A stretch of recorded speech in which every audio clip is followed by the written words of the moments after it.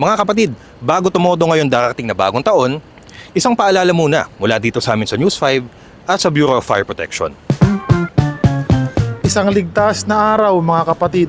Ngayong nalalapit na ang pagdiriwang natin ng bagong taon. Nandito po ang Bureau of Fire Protection, Mandaluyong City upang magbigay sa inyo ng ilang safety tips para masigurado po natin na ligtas po nating maitatawid ang taong 2024. Ito po ang ilang mga paalala, ang mga dapat nating gawin. Unang-una, check your decorations.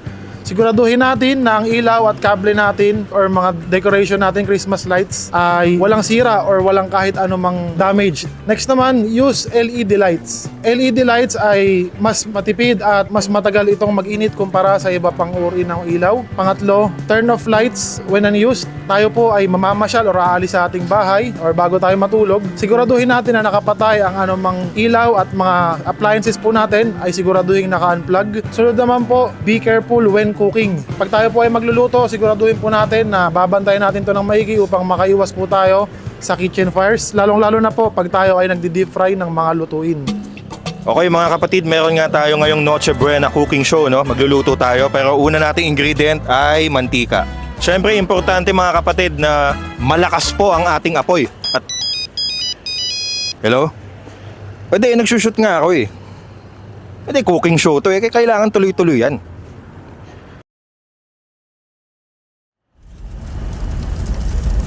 Next naman po, have a fire extinguisher ready. If ever po kung may kakayahan po ang isang tahanan, ang isang household na magkaroon po ng fire extinguisher, mapamaliit man yan o malaki ay mas maganda. Next naman po, plan for emergencies. So siguraduhin natin na meron tayong evacuation plan kung tayo ay nasa ating mga tahanan. Yung simpleng labasan at pasukan lang po natin. Kailangan alam po ng mga members ng family natin. Para in case na magkaroon tayo ng emergencies like eto nga po yung mga destructive fires and also other natural calamities, alam po natin yung way in at way out po natin. Narito naman po tayo para ibigay po natin ang mga safety tips kung ano po ang mga hindi dapat nating gawin. Unang-una po ang overload electrical outlets or octopus wiring. Iwasan po natin ang sobrang saksakan sa isang outlet o extension cord. Siguraduhin natin na nararapat lamang po yung load na ibibigay natin sa mga outlets natin. Next naman is paggamit ng mga mumurahing mga decorations o napailaw. Siguraduhin po natin na merong ICC sticker ang mga bibilin po natin na nakapasa po sa quality check. Next naman po ay do not place your decoration near heat source. Kung may mga decoration kayo like yung Christmas tree natin or garlands, iwasan po natin na ilagay siya malapit sa mga heat source gaya ng kandila, kalan, or mga heaters. Next naman po ay wag po nating iiwanang ulit unattended ang ating cooking. Paano natin i-manage pag nagkaroon ng sunog sa kitchen? Okay, unang gagawin natin pag may ganito, kumuha tayo ng takip. At simply, pag tinakpan mo, mawawala ang presence ng oxygen at patayin ang tangke. I-close natin, tapos patayin ang kalan. Okay, so paano naman ang gagawin natin pag walang takip? Kumuha tayo ng tuwalya na mas malaki syempre sa ating kawali. Ngayon, babasahin natin siya, pero tandaan natin na dapat ito ay pipigaan. Ang paglagay po natin ng towel ay palayo po sa atin. At mga cover, papatayin ulit ang tangke. At papatayin natin yung kalan. Paano naman kung yung kumukulong mantika at nasusunog, nilagyan natin ng tubig? So, nangyari po dyan, hindi po pwede magsama ang mantika at ang tubig. Kaya po, ang nangyari ay parang nag-explode. Boss, ano pong nangyari? Sir, iniwan po kasi. Next naman po, wag na wag magpapaputok sa loob.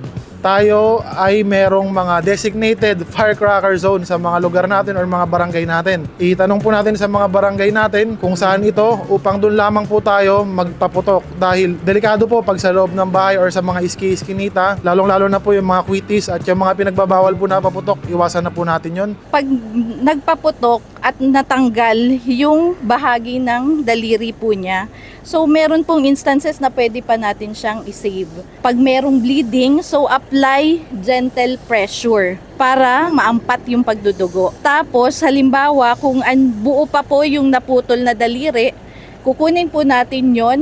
Tapos ibabalot po natin sa malinis na gasa. Tapos ilalagay po natin sa plastic na may yelo. So hindi po directly na ilalagay yung body part sa yelo. Kasama po ito na itatravel natin kasama ng patient papunta sa ospital. So kung pwede pang masave yung body part, pwede pa po itong tahihin sa ospital.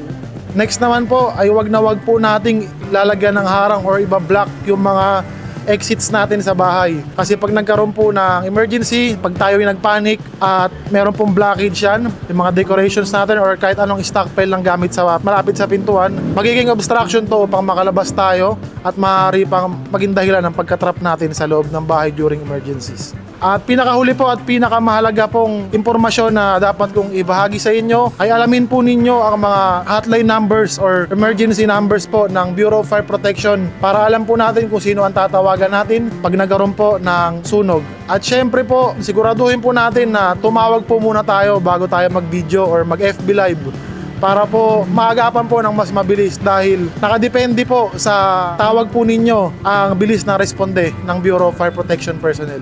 Back to you, Emil. Okay, maraming salamat po, Senior Fire Inspector Brian Pilulya. Mga kapatid, huwag kalimutan mag-follow at mag-subscribe sa social media pages ng News 5. Ako si Emil Kailing, News 5 Digital.